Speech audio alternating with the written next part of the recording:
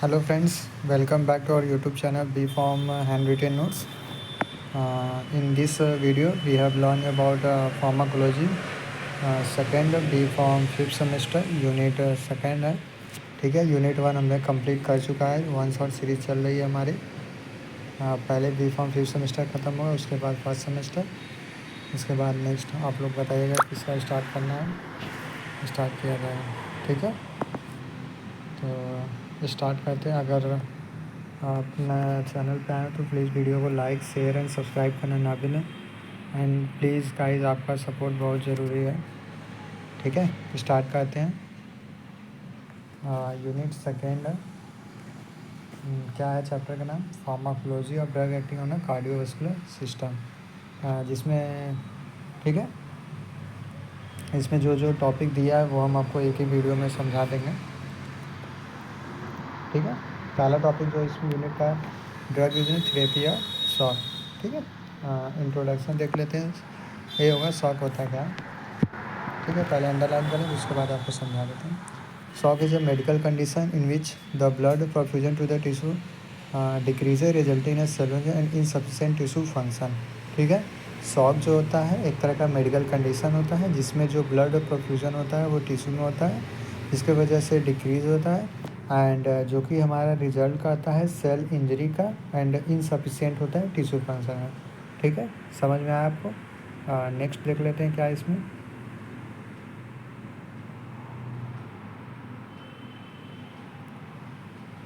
Next इसमें है, it is a life threatening condition signified by rapid heart rate, hypotension, pulse rate etcetera. ठीक है, ये एक तरह का लाइफ थ्रेटनिंग कंडीशन होता है जो कि सिग्निफाई होता है हमारे हार्ट रेट का बढ़ना, हाइपोटेंशन मतलब ब्लड प्रेशर का कमी होना, और पल्स जो होता है हमारा वीक हो जाएगा. ठीक है, समझ में आया. नेक्स्ट देख लेते हैं. Shock alter the mental state of the patient. Shock जो होता है वो हमारा अल्टर करता है जो भी मेंटल स्टेट जो पेशेंट नहीं होते जो मेंटल में बात करते हैं, ज़्यादातर शॉक उन्हीं पर. And state of medical emergency. ठीक है, it increase the lactate metabolism. ये जो होता है वो लैक्टेट मेटाबॉलिज्म को बढ़ाता है, जिसके वजह से एनारोबिक मेटाबॉलिज्म काज होता है. Anaerobic metabolism absence of oxygen in presence of chemical reaction occur in body is known as anaerobic metabolism. ठीक है, समझ में आया. नेक्स्ट देख लेते हैं. The mortality rate in shock is quite high. जो मोटेलिटी रेट है हमारा शॉक में वो बहुत ज़्यादा है. ठीक है, शॉक होता क्या है ये हम लोग को समझ में आ गया. नेक्स्ट इसमें जो हमारा टाइप है, कितने टाइप्स के होते हैं, तो 3 टाइप है. Hypovolemic shock, cardiogenic shock, distributive shock. ठीक है,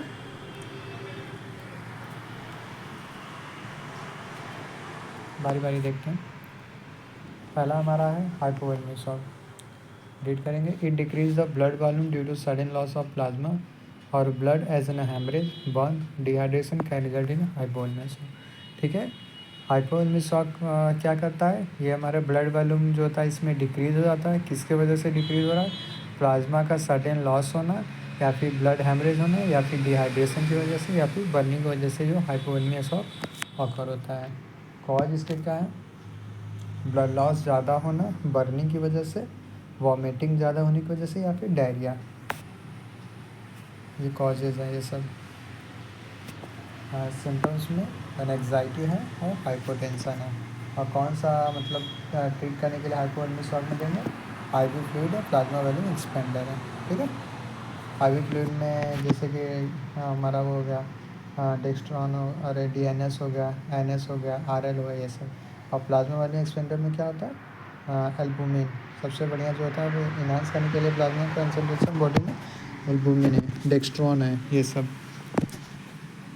ठीक है, नेक्स्ट इसमें क्या है हमारा?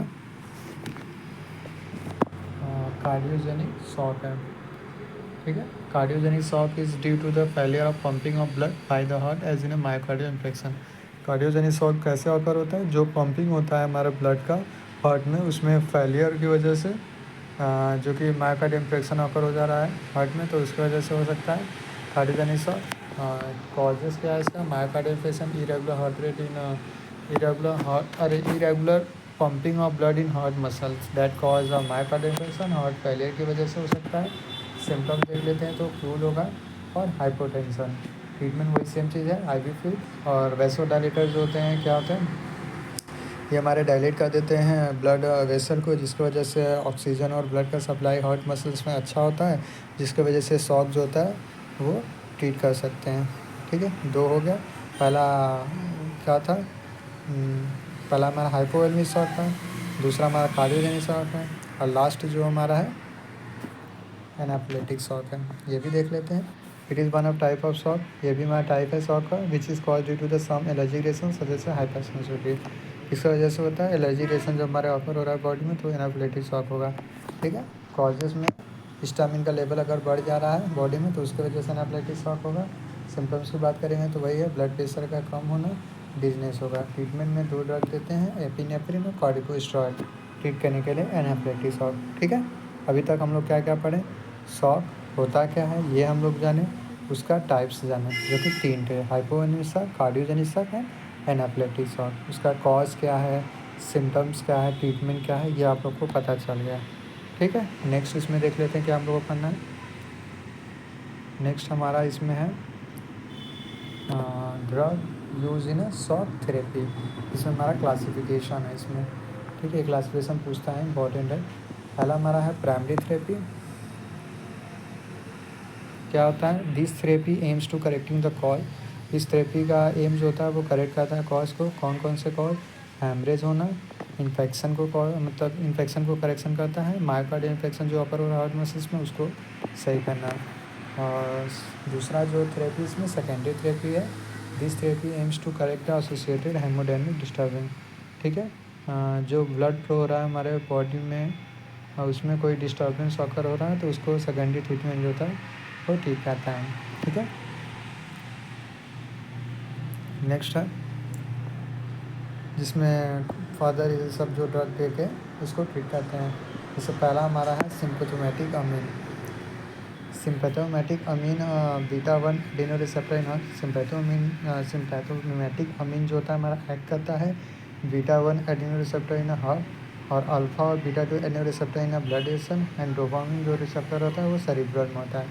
मैकेनिज़्म देख लेते हैं तो मायोकार्डियल इन्फेक्शन को कॉन्ट्रैक्शन को बढ़ाता है, आर्टरियोल के हमारे डायलेट करते हैं। ठीक है, ये मैकेनिज़्म ऑफ एक्शन है। और इसमें कौन से ड्रग देते हैं, पहला हमारा है noradrenaline, it increase the perfusion pressure and cardiac output. यही है, हमारे ब्लड प्रेशर को बढ़ाएगा और कार्डियक आउटपुट को भी बढ़ाता है।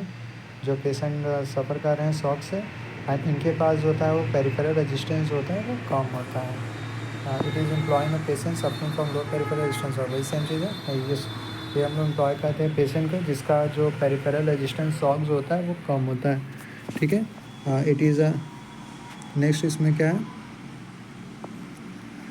It is not employ in a patient suffering from the hyper. वही है, इसको एम्प्लॉय नहीं करते पेशेंट जिसका पेरिफेरल रेजिस्टेंस शॉक जो होता है वो ज़्यादा होता है। ठीक है, नॉरएड्रेनालिन है ये। नेक्स्ट इसमें क्या है, अब एड्रेनलिन देख लेते हैं, ये दूसरा ड्रग है। The administration of this drug increase cardiac output. जब हम लोग इसको एडमिनिस्टर करते हैं इस ड्रग को तो कार्डियक आउटपुट को बढ़ाता है, डिक्रीज करता है हमारे रीनल ब्लड फ्लो को, and total peripheral resistance shock जो होता है वो हमारा इंक्रीज हो जाता है इसमें। Adrenaline is employ in a management of anaphylactic shock.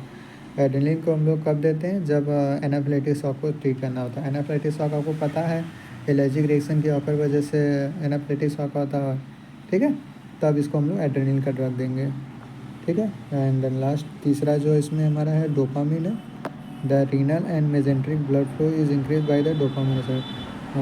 जो रीनल और मेजेंट्रिक ब्लड फ्लो होते हैं वो हमारे जो होते हैं ये इंक्रीज़ होते हैं डोपामिन रिसेप्टर की वजह से। ठीक है, ये भी वही सेम चीज़ है कि ये हमारे कार्डियक आउटपुट को बढ़ाता है और रीनल ब्लड फ्लो को बढ़ा देगा क्या डोपामिन। और इसको हम लोग यूज़ करते हैं ट्रीटमेंट ऑफ कार्डियोजेनिक शॉक जो कि मायोकार्डियल इन्फेक्शन की वजह से ऑफर हो रहा है कार्डियोजेनिक शॉक, और ट्राइमेरिक शॉक होगा। ठीक है, नेक्स्ट इसमें कौन सा है drug, isoprenaline. It exert it action by beta adrenergic activity. वही है, इसका एक्शन जो होता है वो बीटा एड्रेनर्जिक एक्टिविटी के द्वारा होता है। ये हमारा एक्ट करता है हार्ट में और पेरिफेरल रेजिस्टेंस में। ये हमारा कॉज नहीं करता है वैसो कंस्ट्रिक्शन। ये हमारा हेल्पफुल होता है पेशेंट जो कि सफ़र कर रहा है हाई पेरिफेरल रेजिस्टेंस वॉक से, ठीक है। आइसोप्रेनिलिन। नेक्स्ट इसमें कौन सा ड्रग है? ये सब सिम्पैथोमिमेटिक अमीन में जो जितने ड्रग आते हैं ये सब है। दूसरा जो है इसमें alpha adeno receptor blocking agent. Alpha adeno receptor blocking agent are use to reduce the intense vasoconstriction, ठीक है। Alpha adeno receptor blocking agent जो होते हैं इनका हम लोग यूज़ करते हैं जो वैसो कंस्ट्रिक्शन इनिशियली आ रहा है बॉडी में उसको रिड्यूस करने के लिए।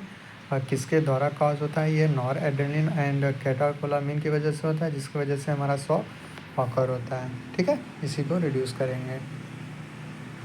तो नेक्स्ट इसमें जो हमारा द मोस्ट कॉमनली जो alpha adeno receptor blocking agent है वो हमारा फेनॉक्सीबेंजामीन है। ये 1 मार्क्स में पूछ सकता है कि जो most commonly alpha adeno receptor blocking agent as a shock को ट्रीट करने के लिए कौन सा ड्रग देते हैं? तो फेनॉक्सीबेंजामीन, ठीक है। It is a life saving drug in a patient with surgical shock और ट्रामा, ठीक है भैया। ये लाइफ सेविंग ड्रग होता है इसमें जो कि सर्जिकल और ट्रामा में जो जाते हैं उनके लिए, ठीक है। It cause an intense redistribution of blood flow and plasma volume, ठीक है। ये हमारा कॉज करता है रीडिस्ट्रीब्यूशन होता है हमारे ब्लड फ्लो का एंड प्लाज्मा वॉल्यूम का, ठीक है। नेक्स्ट इसमें जो क्लासिफिकेशन है हमारा कॉर्टिकोस्टेरॉइड है। Mechanism of action in shock is unknown. जो मैकेनिज्म है कॉर्टिकोस्टेरॉइड का वो शॉक में अभी तक पता नहीं है, ठीक है।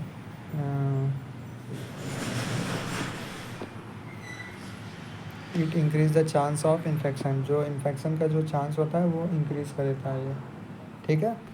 नेक्स्ट इसमें कौन सा है हमारा कार्डियक ग्लाइकोसाइड है। Cardio glycoside should administer slowly in low dose to avoid peripheral वैसोकंस्ट्रिक्शन।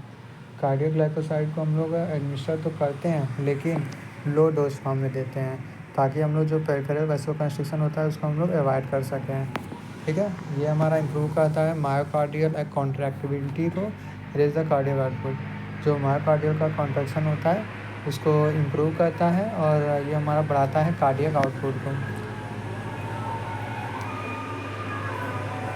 Next इसमें है oxygen. The maintenance of adequate oxygen exchanger require positive inotropic ventilation. जो मेंटेनेंस होता है एडुकेट ऑक्सीजन का वो एक्सचेंजर और पॉजिटिव वेंटिलेशन होता है। एडवांटेज जो है हमारा ऑक्सीजन का वो शॉक पेशेंट में क्या है? Cardiac output is increase by the supplementation of. जो कार्डियक आउटपुट होता है वो कैसे इंक्रीज होता है? जब हम लोग सप्लीमेंटेशन देते हैं ऑक्सीजन का, एडिशन करेंगे उसका, जैसे ड्रग को एडमिनिस्टर कर रहे हैं उसके साथ ऑक्सीजन को भी एडमिनिस्टर करेंगे तो ये हमारा कार्डियक आउटपुट इससे बढ़ जाता है, ठीक है।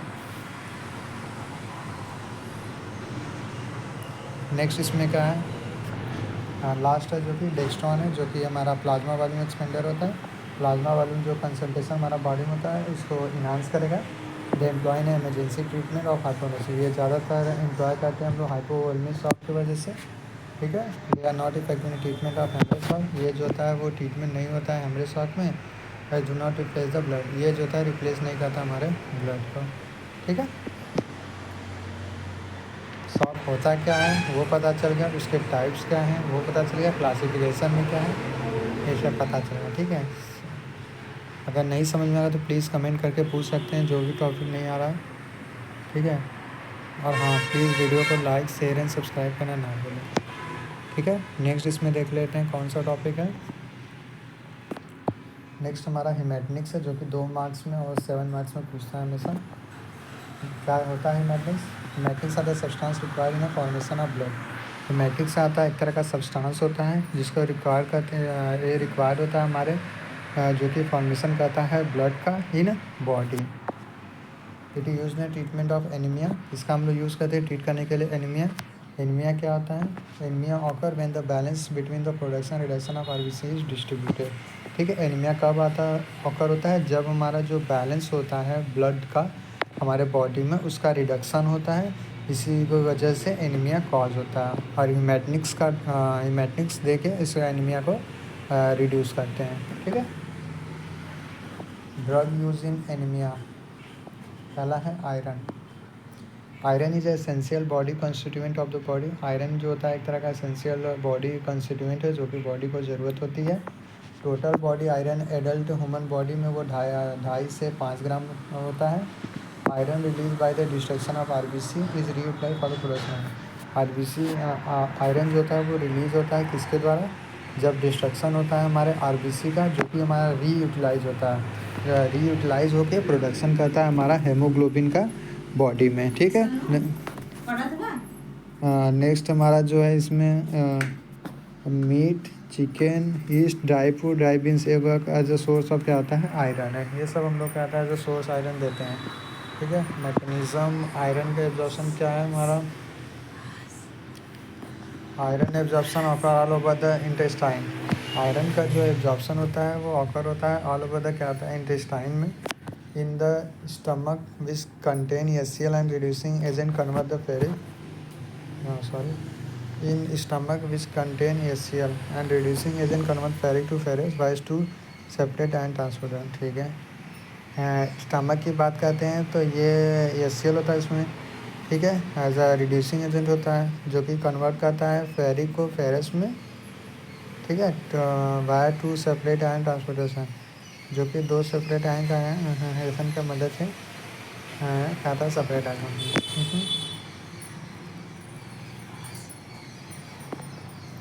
The ferro protein are bind with ferrous iron. जो फेरो प्रोटीन पोर्शन होता है वो हमारा बाइंड करता है फेरस आयरन के साथ, जो कि पास होता है म्यूकोजल सेल से, जो कि डायरेक्टली ब्लड स्ट्रीम में मिल जाता है। ठीक है, ये मैकेनिज्म था। ट्रांसपोर्टेशन, यूटिलाइजेशन और स्टोरेज क्या होता है आयरन का। Iron is transported into erythropoietin. Iron जो होता है हमारा ट्रांसपोर्ट होता है इरेथ्रोपोर्टिन में, जो कि अदर सेल जो होते हैं हमारे अटैच होते हैं ट्रांसपेरेंट रिसेप्टर के साथ। Iron dissociate from the complex of acidic of the intercellular pressure. Iron जो होता है हमारा डिसोसिएट होता है कॉम्प्लेक्स में, जो कि एसिडिक फॉर्म में होता है। और कहाँ पे होता है, इंटरसेलुलर प्रोसेस के अंदर। The iron release utilize by the haemoglobin होते हैं। जो रिलीज आयरन होता है वो यूटिलाइज होता है हेमोग्लोबिन के सिंथेसिस की वजह से। आयरन का जो स्टोरेज होता है वो कहाँ कहाँ पे, स्प्लीन, बोन मैरो, मायोसाइट्स और हिपैटोसाइट में। थेरेपेटिक यूज़ क्या है हिमेटिक्स का, आयरन डेफिशिएंसी एनीमिया, प्रेगनेंसी में, blood loss, premature baby.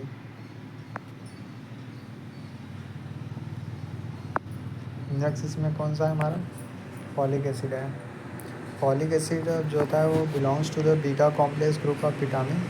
Folic acid जो होता है हमारा बिलोंग करता है B complex group of vitamin, and इसका जो डेफिशिएंसी जो होता है हमारा कॉज करता है मेगलोब्लास्टिक एनीमिया।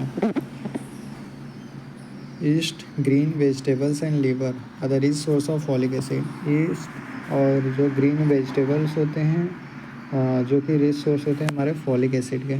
ठीक है, मैकेनिज्म ऑफ एक्शन की बात करते हैं तो folic acid is inactive biochemical compound. Folic acid जो होता है हमारा इनएक्टिव बायोकेमिकल कंपाउंड होता है that change to tetrahydrofolic acid and methyl tetrahydrofolate in presence of dihydrofolate। ठीक है, फॉलिक एसिड जो होता है हमारा इनएक्टिव बायोकेमिकल कंपाउंड होता है जो कि चेंज करता है हमारा टेट्राहाइड्रोफोलिक एसिड से मिथाइल टेट्राहाइड्रोफोलेट में, किसके प्रेजेंस में, डाईहाइड्रोफोलेट रिडक्टेज एंजाइम के प्रेजेंस में। ठीक है, इट रेगुलेट द रेथो प्रोसेस। ये जो होता है वो रेगुलेट करता है हमारे रेथो प्रोसेस को।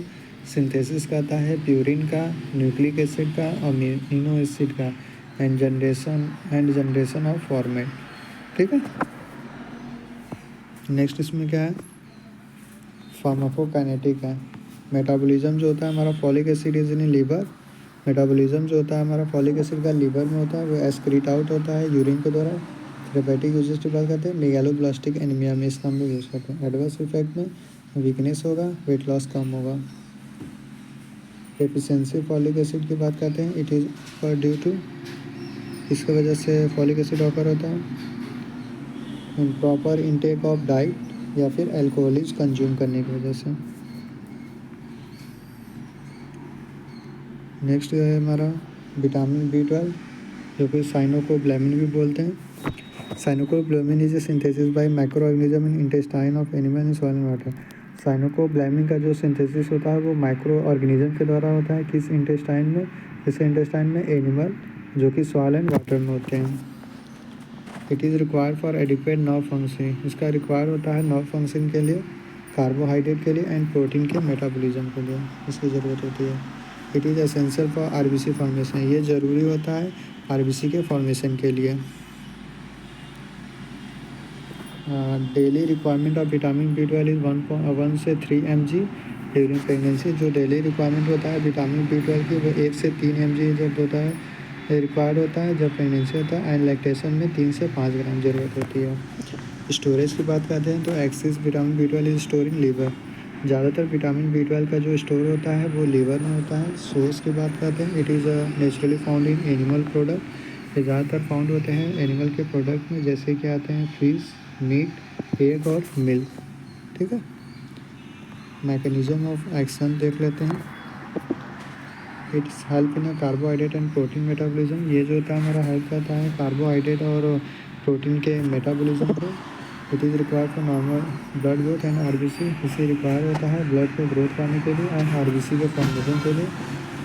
The 5 deoxygenase cobalamin is a cofactor needed by land at calvert and methylamine to suction. ठीक है, this conversion is essential for extraction of energy for protein of fats, वही है इस कन्वर्जन के दौरान जो एक्सट्रैक्शन होता है एनर्जी का वो प्रोटीन ऑफ फैट्स होता है। सक्शनिल को ये is also essential for production. Succinyl को ये जो होता है हमारा एसेंशियल होता है जो कि प्रोडक्शन का होता है हमारे हेमोग्लोबिन का। ठीक है,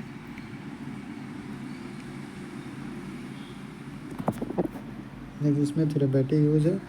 मालएब्जॉर्प्शन सिंड्रोम मतलब डेफिशिएंसी होना न्यूट्रिएंट्स का बॉडी में, injury of GI mucosa, psychiatric disorder. Adverse effect की बात करते हैं तो हमारा डायरिया होगा, फ्लॉजिंग होगा, हाइपोक्लेमिया, पोटेशियम लेवल जो होता है हमारा कम हो जाएगा बॉडी में। ठीक है, शॉक क्या होता है वो पता चल गया, हेमेटनिक्स क्या होता है ये पता चल गया। नेक्स्ट हमारा है कोआगुलेंट। क्या होता है कोआगुलेंट? कोआगुलेंट का होता है agent that help in coagulation of blood. Coagulant क्या होता है? एक तरह का एजेंट होता है जो कि हमारा हेल्प करता है कोआगुलेट करने के लिए, ब्लड को क्लॉटिंग करता है हमारे ब्लड का।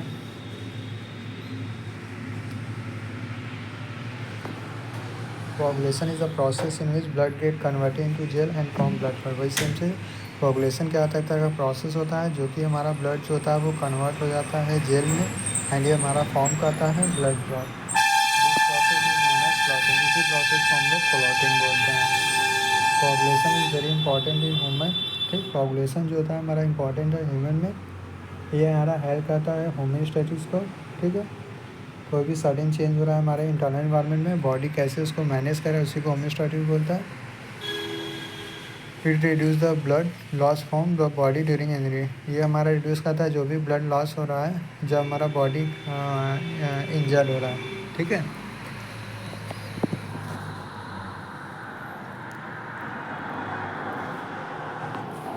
कोआगुलेंट की क्लासिफिकेशन देख लेते हैं। तो पहला विटामिन के है जिसमें फर्दर क्लासिफाई होता है K1 जो कि प्लांट से आता है, इसमें फाइटोनेडिन ड्रग है। दूसरा हमारा K3 है जो कि सिंथेसिस होता है, इसमें मिनोडिन ड्रग है।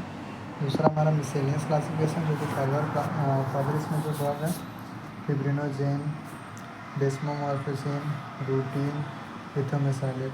ठीक है, ये देख लेते हैं इसमें क्या है। विटामिन के है, vitamin K takes part in blood coagulation. जैसे विटामिन के जो था हमारा ब्लड कोआगुलेशन रिएक्शन में भाग लेते हैं। विटामिन के fat soluble vitamin, vitamin K जो होता है हमारा फैट सॉल्युबल विटामिन होता है जो कि हमारा पार्ट करता है सिंथेसिस ऑफ प्रोटीन फैक्टर में। ठीक है, नेक्स्ट इसमें देख लेते हैं क्या है। सोर्स में क्या होता है, ग्रीन लीफी वेजिटेबल्स हैं। ठीक है, हरी सब्जियां, चीज़ हो गया, बटर हो गया, एग यॉल्क हो गया, जो कि गुड सोर्स होते हैं हमारे विटामिन के। ठीक है, मैकेनिज्म ऑफ एक्शन की बात करते हैं। It is required for the synthesis of various factor. ठीक है, इसका रिक्वायर्ड होता है सिंथेसिस वेरियस फैक्टर के लिए, जैसे कि सेकेंड, 7th, 9th और 10 ये जो था हमारा ब्लड कोआगुलेशन रिएक्शन में लेते हैं भाग। ठीक है, केमिकली दीज ऊपर कर लेते हैं पहले। Chemically, these factors are glycoprotein with alpha carboxyl glutamate acid at the NH2 terminal of the peptide chain. ठीक है। ऐसे फैक्टर जो होता है हमारा ग्लाइकोप्रोटीन होते हैं कार्बोक्सिलिक ग्लूटामिक एसिड के साथ, जो कि एमाइड टर्मिनल के पेप्टाइड चेन के साथ होते हैं। ठीक है। इन द कार्बोक्सिलेशन से विटामिन के ऐड कैसे करें? ठीक, कार्बोक्सिलेशन रिएक्शन में विटामिन के होता है हमारा ऐड करता है एज अ को फैक्टर। ठीक है। थेरापेटिक यूज़ देख लेते हैं। थेरेपेटिक यूज़ में हमारा एंटी माइक्रोबियल थेरेपी में यूज़ करते हैं, जो कि माइक्रोबियल जो एजेंट जिसकी वजह से डिजीज़ ऑफर हो रहा है हमारे बॉडी में, उसको ट्रीट करने के लिए। ऑब्स्ट्रक्टिव जॉन्डिस में देते हैं। माइल्ड सिंड्रोम जैसे डिफिशियंसी जो हो रहा है न्यूट्रिएंट्स उसकी वजह से। ठीक है। नेक्स्ट देख लेते हैं एडवर्स इफेक्ट। एडवर्स इफेक्ट हमारा हीमोलिटिक एनीमिया है, वही सेम चीज़ है। डिफिशियंसी हमारा आयरन ये सब, फॉलिक एसिड का। हाइपर बिलोबिन, बिलोबिन का कंसनट्रेशन जो होता है हमारे बॉडी में ज़्यादा होगा। ठीक है। नेक्स्ट देख लेते हैं इसमें क्या है। ड्रग है।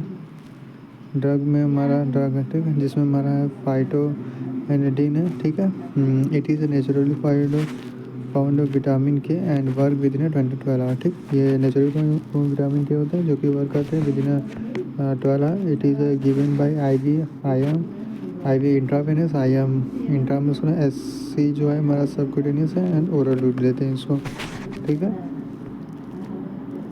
नेक्स्ट देख लेते हैं इसमें क्या है। मैकेनिज्म ऑफ एक्शन है जो कि सेम है जो कि विटामिन के का था। थेरेपेटिक यूज़ में वही कोआगुलेंट की तरह यूज़ होते हैं। एडवर्स इफेक्ट की बात करते हैं तो फ्लशिंग हुआ, स्वेटिंग हुआ, चेस्ट पेन हुआ। ठीक है। नेक्स्ट इसमें जो ड्रग है मिनेड्रिन है। क्या होता है? वाटर सोल्यूबल होता है, सिंथेटिक एनालॉग होता है हमारे विटामिन के का। ठीक है। इसको हम लोग देते हैं 5 से 40 mg डोज IV, IM और ओरल रूट से। ये लेते हैं 24 घंटा, जो कि वर्क आता है हमारे बॉडी में। ठीक है। मैकेनिज्म वही सेम है विटामिन के तरह, वही लिख सकते हैं आप। थेरेपेटिक यूज़ में कोआगुलेंट है। एडवर्स इफेक्ट की बात करते हैं, नोजिया और फ्लशिंग है इसका एडवर्स इफेक्ट। नेक्स्ट इसमें क्या है हमारा मिसलेनियस है। मिसलेनियस में फिब्रिनोजेन है। ये वाटर सोल्यूबल कॉम्पोनेंट होते हैं ह्यूमन प्लाज्मा के। ठीक है। और एडिशन करेंगे थ्रोम्बिन में तो ये ट्रांसफ़र हो जाता है फिब्रिन में। ये रेगुलेट करता है हेमरेज को, जो कि रिलेट करता है हमारे लो फिब्रिनोजेन कंसनट्रेशन होता है, जो कि हाइपोफिब्रिनोजेनिमिया जो कि होता है। लो फिब्रिनोजेन होगा तो इसको हाइपोफिब्रिनोजेनिमिया बोलेंगे। अगर हाई ब्लड फिब्रिनोजेन होगा तो इसको हाइपर फाइब्रिनोजेनिमिया बोलेंगे। ठीक है। नेक्स्ट देता है इट यूज में डीफिब्रिनेशन सिंड्रोम दे देते हैं। ठीक है। नेक्स्ट इसमें कौन सा है हमारा डेस्मोमॉर्फिसिन है, जो कि वैसोप्रेसिन एनालॉग है ये, और ये हीमोफीलिया डिजीज़ में देते हैं। थ्रोम्बिन की बात करते हैं। नेक्स्ट इसमें क्या है, it is a enzymatic preparation. ये एक तरह का एंजाइमेटिक प्रिपरेशन है। It change fibrinogen to fibrin, ये जो था हमारा चेंज करता है थ्रोम्बिन फिब्रिनोजेन से फिब्रिन में, जो कि यूज़ करते हैं as a homeostasis. It control the haemorrhage, कहाँ से? From puncture side during the surgery. ठीक है। नेक्स्ट इसमें क्या है हमारा snake venom. It used as a coagulant. ठीक है, एज अ कोआगुलेंट की तरह लेते हैं। द इंक्रीज द कोआगुलेशन किसके द्वारा? By activating thrombokinase. ये जो था कोआगुलेशन एक्टिविटी को बढ़ाता है किसके द्वारा? थ्रोम्बोकाइनेस के एक्टिवेशन के द्वारा। It can be used as a systemically और लोकली यूज होता है। नेक्स्ट इसमें क्या है हमारा नेक्स्ट इसमें क्या है हमारा एंटीकोआगुलेंट है। एंटीकोआगुलेंट आता है agent decrease the coagulation of blood. ठीक, एंटीकोआगुलेंट का होता है एक एजेंट होता है जो कि हमारा डिक्रीज कर देता है coagulability of blood. They do not dissolve already form clot. ठीक है, ये हमारे डिजॉल्व नहीं करते हैं जो कि फॉर्म हो चुके हैं क्लॉट, और इसका हम लोग यूज़ करते हैं इनहिबिट करने के लिए फॉर्मेशन ऑफ न्यू क्लॉट का। ठीक है। एग्जाम्पल की बात करते हैं तो हेपेरिन है, जो कि हम लोग इसको देते हैं IV रूट से टू द पेशेंट। नेक्स्ट इसमें जो एग्जाम्पल है वारफेरिन है, जो कि हम लोग इसको देते हैं ओरल ही टू द पेशेंट। ठीक है।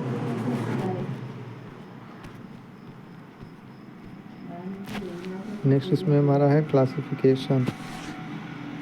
क्लासिफिकेशन हमारा पहला हमारा है इंजेक्टेबल एंटीकोआगुलेंट, जिसमें हेपेरिन आता है और एनक्रोडाइड होता है। दूसरा हमारा है ओरल एंटीकोआगुलेंट, जिसमें पहला हमारा कोमरिन डेरिवेटिव है दूसरा एंडोक्राइन डेरिवेटिव। क्यूमरिन में 2 आते हैं, बिस हाइड्रोक्सी क्यूमरिन और वारफेरिन आता है। और जो इंडोडायोन है डेरिवेटिव, जिसमें हमारा आता है फेनोडायोन। ठीक, ये इंपॉर्टेंट है, आता है हर बार एग्ज़ाम में, इसको अच्छे से करिएगा आपने। इसमें पहला हमारा है इंजेक्टेबल एंटीकोगुलेंट, जो कि हमारा है हिपैरिन। ठीक है, होता क्या है देख लेते हैं। Heparin is a strong anticoagulant agent which is naturally found in human blood cell. Heparin जो होता है हमारा स्ट्रॉन्ग एंटीकोगुलेंट एजेंट है, जो कि नेचुरली फाउंड होता है हमारे ह्यूमन और ब्लड सेल में। ये हमारा सिंथेसाइज होता है लीवर में और क्या होता है लंग्स में। ठीक है, इसका सिंथेसिस होता है हमारे लीवर में होता है और क्या होता है लंग्स में होता है। ठीक, it is a potent organic acid. ठीक, ये हमारा पोटेंट ऑर्गेनिक एसिड है एंड कमर्शियली जो इसको हम लोग ऑब्टेन करते हैं बोविन के लंग से and pork and intestinal mucosa से। ठीक,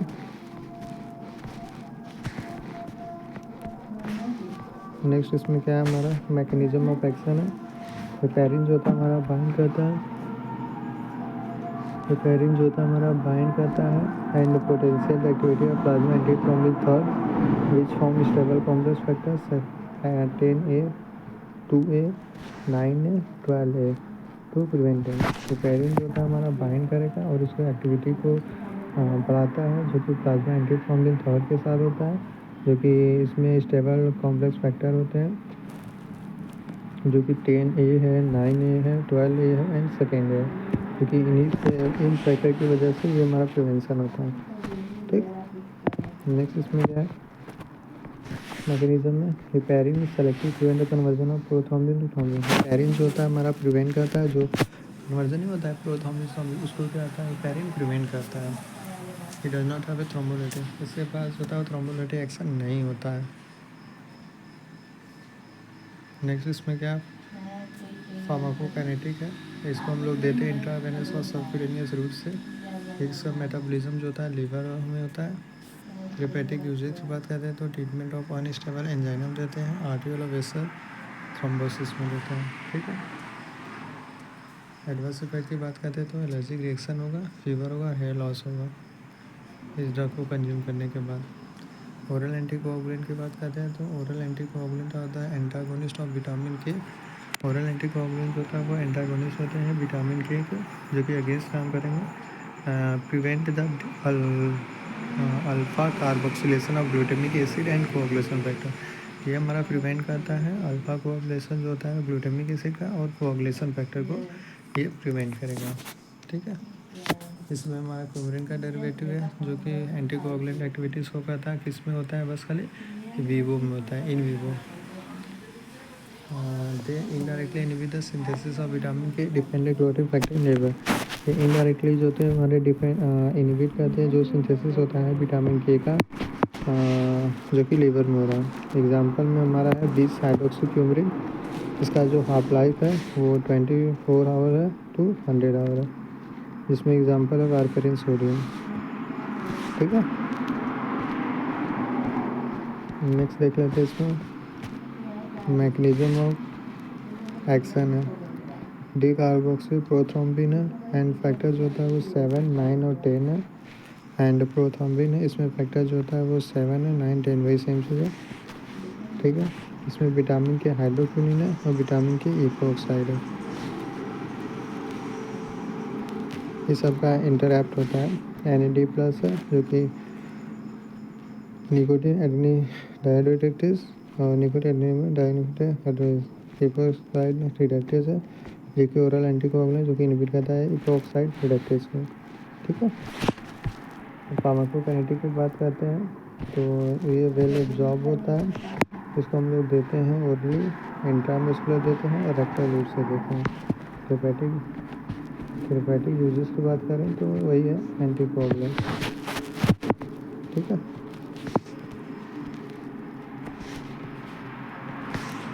एडवर्स इफेक्ट की बात करते हैं तो नोजिया हो गया, वॉमिटिंग हो गया और डायरिया हो गया इसका डेरिवेटिव। इंडोडायोन डेरिवेटिव की बात करते हैं तो इसमें फिनोडिन है। फिनोडिन जो होता है एक्ट करता है एंटीकोगुलेंट, जो कि इसका एक्शन जो होता है वो सिमिलर होता है वारफेरिन की तरह। मैकेनिज्म ऑफ एक्शन की बात करते हैं तो इसका एक्शन जो होता है वो इनहिबिट करता है हमारे विटामिन के रिलेटेड एंजाइम को, जो कि हमारा कॉज होता है डिप्लीशन जो होता है रिडक्शन होगा विटामिन के का। ठीक है,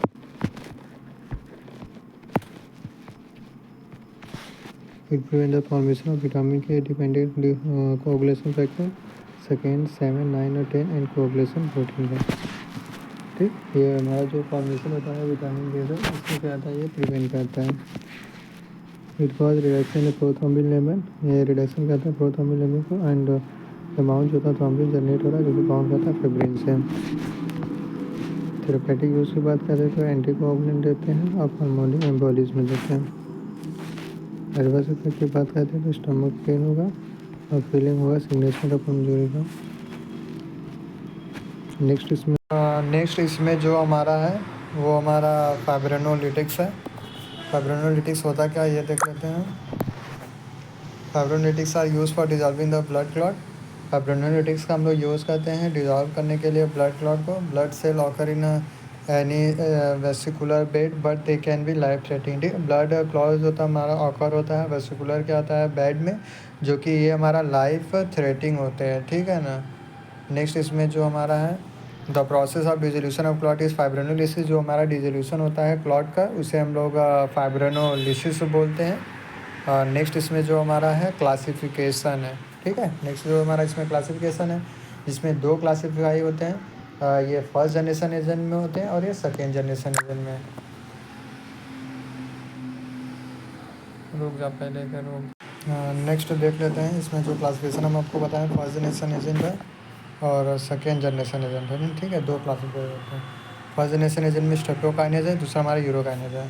और सेकेंड जनरेशन एजेंट में हमारा एटीप्लाज है, दूसरा ड्यूटीप्लाज है। ठीक है, नेक्स्ट इसमें क्या है हमारा मैकेनिज्म ऑफ एक्शन है। ठीक है, अंडरलाइन कर लेते हैं। 2 indigenous mechanism that is fibrin inhibitor and fibrinolysis restrict the strength of thrombus formation. इसमें 2 एंडोजीनियस मैकेनिज्म जो इन्वॉल्व है, जो कि हमारा पहला फिब्रिन इनहिबिटर है, दूसरा हमारा फाइब्रिनोलिसिस है, जो कि यही रिस्ट्रिक्ट करता है थ्रोम्बिन को फॉर्मेशन का। ठीक है, ये हमारा मैकेनिज्म ऑफ एक्शन। नेक्स्ट इसमें क्या है हमारा the main process of fibrinolysis involve conversion of inactive plasminogen to active proteolytic enzyme plasmin. ठीक है, जो हमारा प्रोसेस होता है फाइब्रिनोलिसिस का वो हमारा कन्वर्जन करता है प्लाज्मिनोजेन से प्लाज्मिन में। प्लाज्मिनोजेन होता है क्या है, ये हमारा बाइंड करता है फाइब्रिन जो होता है हमारा बाइंड करेगा थ्रोम्बन से, इसे कहता है प्लाज्मिनोजेन। ठीक है, और फर्स्ट जनरेशन एजेंट में कौन कौन से ड्रग है वो देख लेते हैं। ठीक है, ये 2 मार्क्स से पूछता है स्ट्रेप्टोकाइनेज होता क्या है।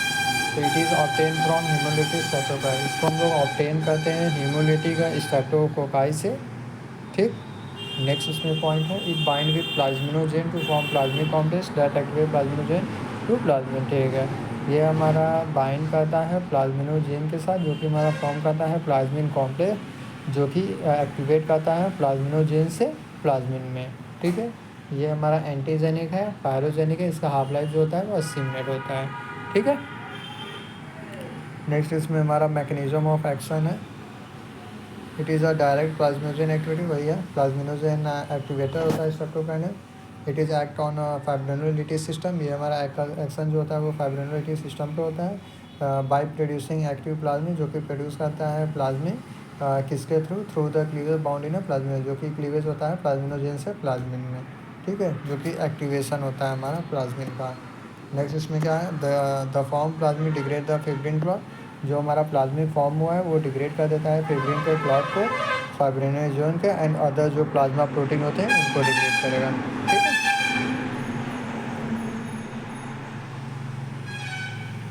थेरेपेटिक यूज़ देख लेते हैं तो मायोकार्डियल इन्फेक्शन में और पल्मोनरी एडवर्स इफेक्ट में हमारा ब्लीडिंग होगा, हाइपोटेंशन होगा, फीवर होगा। ठीक है, नेक्स्ट इसमें क्या है हमारा यूरोकाइनेज है।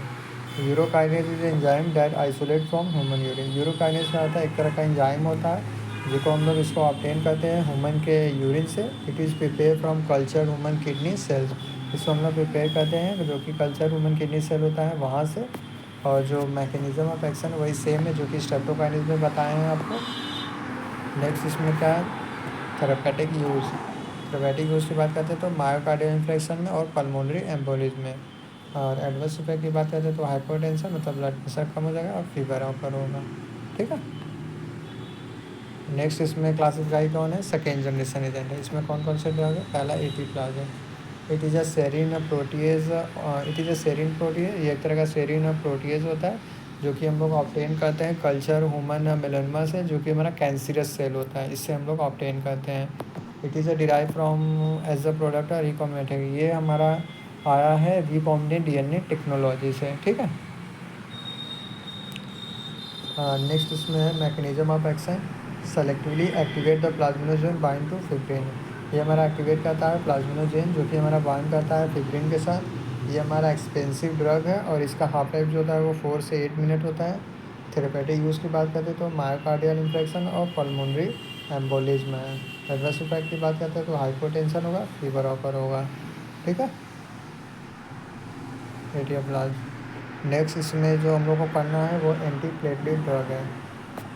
तो देख लेते हैं ये क्या होता है। It is also known as anti thrombotic drug, इसको एंटी थ्रोम्बोटिक ड्रग भी बोलते हैं। These are those drug which decrease the platelet aggregation, ऐसे ड्रग जो कि प्लेटलेट्स के एग्रीगेशन को उसको कम करे, जो प्लेटलेट्स का फॉर्मेशन हो रहा है हमारा उसको कम करे, वैसे एंटी प्लेटलेट ड्रग बोलते हैं।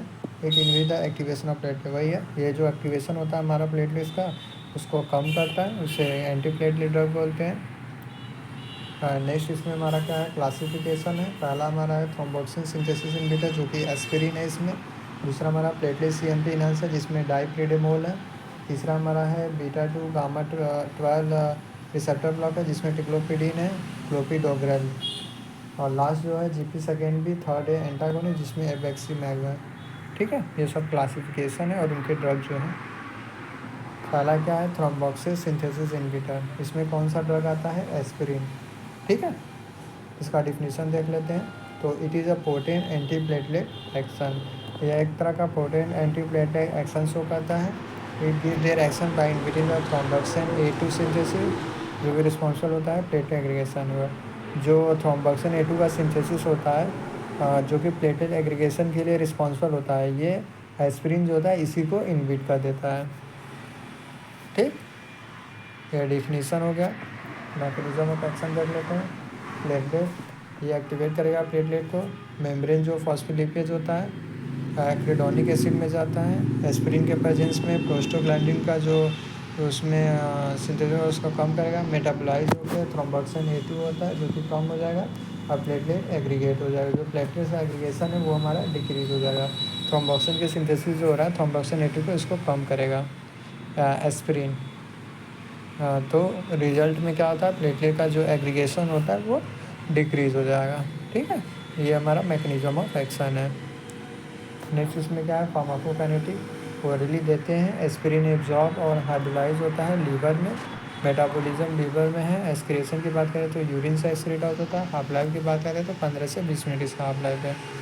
थेरेपेटिक यूज़ की बात करें तो एंटी प्लेटलेट ड्रग है और मायोकार्डियल इन्फेक्शन में देते हैं। ठीक। एडवर्स इफेक्ट की बात करते हैं तो नोजिया होगा और ब्लीडिंग होकर होगी। नेक्स्ट इसमें कौन सा आया क्लासिफिकेशन, प्लेटलेट सीएमपी इनहांसर जिसमें हमारा ड्रग है डाइप्रिडेमोल। डेफिनेशन देख लेते हैं। तो it is a adenosine deaminase phosphodiesterase inhibitor, ये हमारा एडिनोसिन डीएमिनेज फॉस्फोडाइस्ट्रेज इनहिबिटर है। It is a coronary vasodilator, ये एक तरह का करोनरी वैसोडाइलेटर होता है जो कि डायलेट करता है हमारे करोनरी वैसल्स को। मैकेनिज्म ऑफ एक्शन की बात करते हैं तो ये इनहिबिट कर देता है फॉस्फोडाइस्ट्रेज एंजाइम को जो कि डिक्रीज कर देता है रीअपटेक ऑफ एडिनोसिन। जो फॉस्फोडाइस्ट्रेज एंजाइम होता है उसको इनहिबिट कर देगा ताकि प्लेटलेट का जो एग्रीगेशन हो रहा है वो डिक्रीज हो जाएगा। It potentiate prostacyclin which further increase CMP, ये जो होता है हमारा प्रोस्टासाइलिन जो होता है उसको बढ़ाता है जो कि फर्दर ये हमारा इंक्रीज कर देता है साइक्लिक एडिनोसिन मोनोफॉस्फेट को, जिसके वजह से हमारा जो प्लेटलेट एग्रीगेशन है वो डिक्रीज हो जाएगा। ठीक है। इसका मैकेनिज्म ऑफ एक्शन ऐसे देख लीजिए कि जो फॉस्फोडाइस्ट्रेज एंजाइम होता है वो इसको इनहिबिट करेगा जो कि डिक्रीज़ कर देगा हमारा जो अपटेक हो रहा है रीअपटेक हो रहा है एडिनोसिन को उसको। और ये हमारा जो प्रोस्टासाइलिन जो होता है उसको इंक्रीज़ कर देता है जो कि रिस्पॉन्सिबल होता है इंक्रीज़ करने के लिए हमारा सीएमपी। और CMP यहाँ पे क्या है, साइक्लिक एडेनोसिन मोनोफॉस्फेट, जिसके वजह से प्लेटलेट्स का एग्रीगेशन जो होता है वो हमारा डिक्रीज हो जा रहा है। ठीक, फार्माकोकाइनेटिक की बात करते हैं तो ओरली इसको हम लोग देते हैं, हाफ लाइफ इसका 40 मिनट है। ठीक, थेरेपेटिक यूज में वही होगा, एंटी प्लेटलेट ड्रग है, मायोकार्डियल इन्फेक्शन। एडवर्स इफेक्ट की बात करते हैं तो ब्लीडिंग ऑकर होगी। ठीक, नेक्स्ट इसमें कौन सा क्लासिफिकेशन है, beta 2 gamma 2 receptor blocker, these are ADP receptor blocker that block the platelet aggregation. ये हमारा ADP रिसेप्टर ब्लॉकर होते हैं जो कि हमारा ब्लॉक करते हैं प्लेटलेट्स के एग्रीगेशन को। ड्रग इसमें की बात करते हैं तो टिक्लोप्रोलिन है, पैरासिब्रोल है। ठीक है, ये हमारे ड्रग है। दो मैकेनिज्म ऑफ एक्शन की बात कर रहे हैं तो it inhibit the binding of APD to its receptor on platelet. ये हमारा जो बाइंडिंग हो रहा है APD का, जो कि रिसेप्टर प्लेटलेट्स पे प्रेजेंट होता है, उसी को इनहिबिट करेगा। It inhibit the activation of GP second B third A receptor. जो एक्टिवेशन होता है GP सेकेंड बी का और थर्ड ए रिसेप्टर को, उसको ये इनहिबिट करेगा, जिसके वजह से प्लेटलेट्स का एग्रीगेशन जो होता है वो हमारा डिक्रीज हो जाएगा। ठीक है, इसमें फार्माकोकाइनेटिक देख लेते हैं तो इसको हम लोग IV एडमिनिस्टर करते हैं। मेटाबॉलिज्म लीवर में होता है। एक्सप्रेशन की बात करें तो यूरिन से होता है। थेरेपेटिक यूज की बात करें तो एंटी प्लेटलेट ड्रग है और एक्यूट कोरोनरी सिंड्रोम में भी देते हैं ट्रीट करने के लिए। एडवर्स इफेक्ट की बात करते हैं तो ब्लीडिंग ऑकर होगा। ठीक है, नेक्स्ट इसमें जो लास्ट है GP सेकेंड भी third A receptor antagonist. These antagonist bind with GP second भी थर्ड ए रिसेप्टर, जो कि प्रिवेंट करता है बाइंडोफाइब्रिनोज नॉन वेरिएंट। ठीक है, ये एंटागोनिस्ट जो होते हैं हमारे बाइंड करेंगे GP सेकेंड भी थर्ड ए रिसेप्टर को और इनहिबिट करेंगे फाइब्रिनोज जो कि बाइंडिंग जो है, जिसकी वजह से प्लेटलेट्स एग्रीगेशन जो था हमारा डिक्रीज हो जाएगा। ये लिखा है ना, result decrease in platelet aggregation. Drug की बात करते तो एवैक्सीमैब है और टायरोफाइबेन है। ठीक,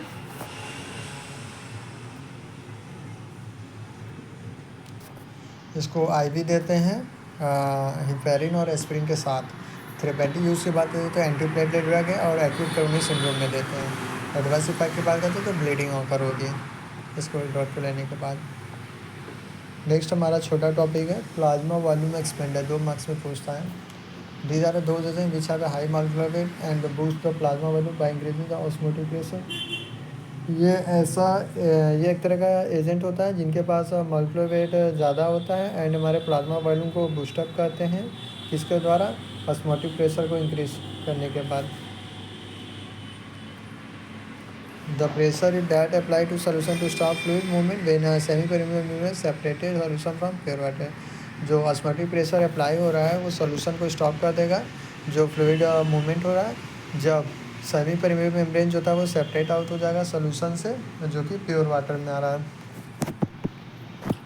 it is use to treat shock, haemorrhage और रिस्टोर ब्लड वॉल्यूम में इसका यूज़ करते हैं।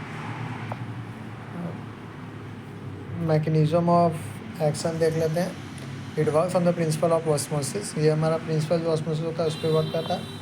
प्लाज्मा वॉल्यूम एक्सपेंडर है, इसको हम लोग दिए IV के थ्रू, ऑस्मोटिक प्रेशर बढ़ेगा। रिटेंशन होता है हमारा ब्लड का, जिसकी वजह से ब्लड वॉल्यूम हमारा इंक्रीज हो जाएगा। ठीक, वही है। They have a high molecular wait which exert osmotic pressure. Molecular weight इनके पास ज़्यादा होता है, जो कि ऑस्मोटिक प्रेशर जो कि शो करते हैं। इसको इंट्रोड्यूस करेंगे ब्लड में IV थ्रू इन्फ्यूजन, जो कि इंक्रीज कर देता है ऑस्मोटिक प्रेशर। यही बताया गया है, क्योंकि हम एरो देकर आपको समझाएंगे। ठीक है, it further retain fluid in blood and increase blood volume, वही सेम चीज़ है। प्रॉपर्टी की बात करते हैं, it should be non toxic and ये हमारे नॉन टॉक्सिक होते हैं और इनर्ट होते हैं। ये चीप होते हैं, इजीली स्टेबलाइज होते हैं और स्टेबल होते हैं। It should be not pyrogenic and antigenic. ये हमारा पैरोजेनिक और एंटीजेनिक नहीं होते हैं। It should exert osmotic pressure compare to plasma. Osmotic pressure ही होता है, सो कहते हैं हम। It must retain in blood circulation. ये रिटेंशन इसका जो होता है वो ब्लड के सर्कुलेशन में ही हो जाता है। टाइप्स की बात करें तो पैराक्रिस्टलाइड है, इसको हम लोग देते हैं IV रूट से। ये क्या क्या इंक्लूड करता है, NaCl का सोल्यूशन, ग्लूकोज, ये सब। जैसे नॉर्मल सेलाइन इसमें आता है, आइसोटेनिक क्रिस्टलाइड सोल्यूशन जिसमें 0.9% WIV NaCl का सोल्यूशन होता है। दूसरा आता है इसमें डेक्स्ट्रोर, आइसोटेनिक क्रिस्टलाइड सोल्यूशन होता है, इसमें 5% डेक्स्ट्रोर वाटर में होता है। इसका यूज़ करते हैं फ्लूइड थेरेपी को मेंटेन करने के लिए फ्लूइड थेरेपी। ठीक है। सेकेंड इसमें क्या है, कोलाइड है, इसको आईवी के थ्रू एडमिनिस्टर करते हैं। ये लार्ज इंसॉल्युबल मॉलिक्यूल होता है, इनके मॉलिक्यूलर वेट जो होते हैं वो ज़्यादा होते हैं, ये इंक्रीज कर देते हैं ऑस्मोटिक प्रेशर और ब्लड वॉल्यूम को।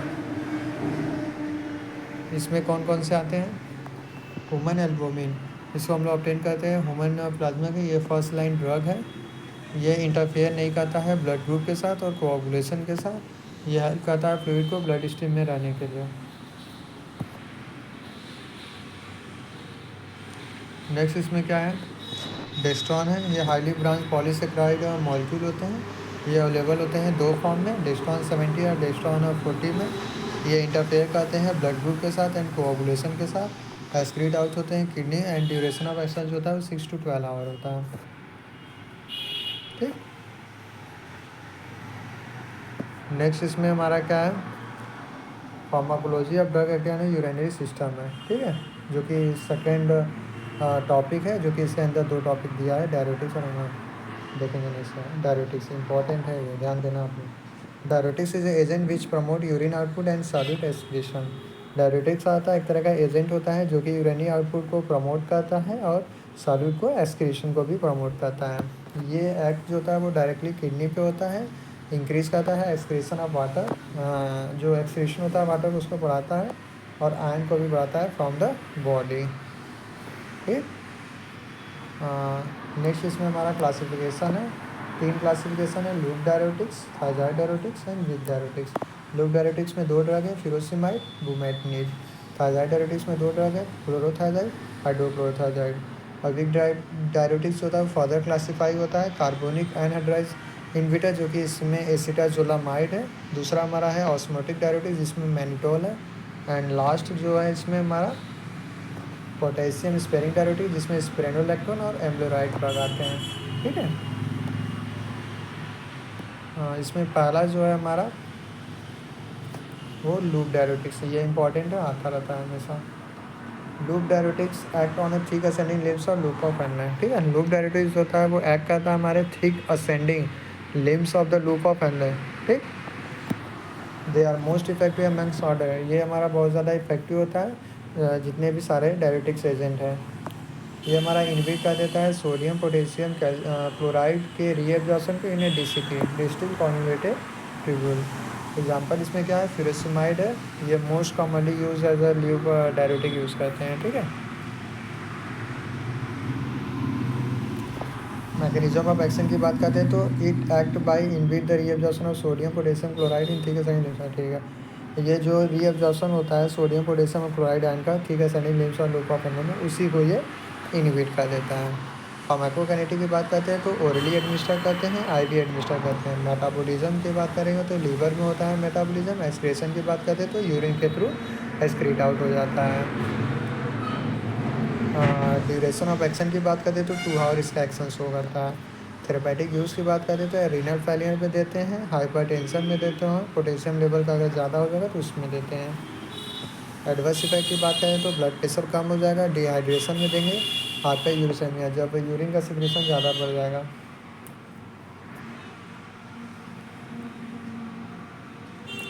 नेक्स्ट इसमें हमारा थायराइड डायरेटिक्स है। These are those diuretics which inhibit the sodium ion chloride ion reabsorption in DCT. वही है, ये हमारा इनहिबिट कर देता है सोडियम क्लोराइड रीएब्जॉर्प्शन को डीसीटी में। इसमें जो एग्जांपल है वो क्लोरोथायराइड मोस्ट कॉमनली यूज है, थायराइड डायरेटिक होता है। ठीक है। मैकेनिज्म ऑफ एक्शन की बात करें तो वही है, सोडियम और क्लोराइड आयन के जो ट्रांसपोर्ट सिस्टम होते हैं डीसीटी में उसको इनहिबिट कर देना या फिर ब्लॉक कर देना। सॉरी। फार्माकोकाइनेटिक की बात करते हैं तो इसको ओरली एडमिनिस्टर करते हैं। मेटाबॉलिज्म की बात करते हैं तो लीवर में मेटाबोलाइज होता है। एक्सक्रीशन की बात करते हैं तो यूरिन के थ्रू एक्सक्रीट आउट होता है। ड्यूरेशन ऑफ एक्शन की बात करते हैं तो 12 आवर इसका एक्शन शो करता है। ठीक है।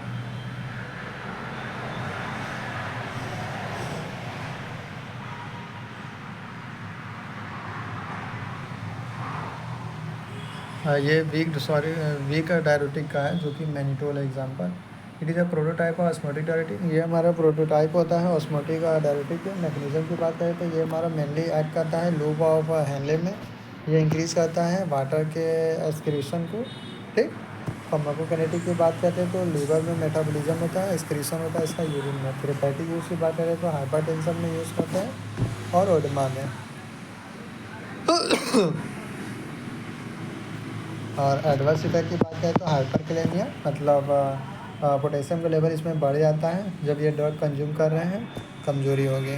ठीक, नेक्स्ट इसमें क्या है हमारा anti diuretics. Anti diuretics are the drug that reduce urine volume. Anti diuretic ऐसे ड्रग होते हैं जो कि यूरिन वॉल्यूम जो होता है उनको रिड्यूस करते हैं। ठीक है, क्लासिफिकेशन इसका छोटा है, ज़्यादा नहीं है। पहला एंटी डायरेटिक हार्मोन है जो कि इसमें वैसोप्रेसिन आता है। दूसरा हमारा वैसोप्रेसिन एनालॉग है जिसमें डेस्पोप्रेसिन और लायोप्रेसिन आता है। एंड लास्ट जो थायराइड डायरेटिक है जिसमें क्लोरोथायराइड, जो कि हम लोग पहले ही डिस्कस कर चुके हैं। तो वही सेम चीज़ आप इसमें लिख सकते हैं, क्लोरोथायराइड वाला। पहला हमारा एडीएच है, एंटी डायरेटिक हार्मोन।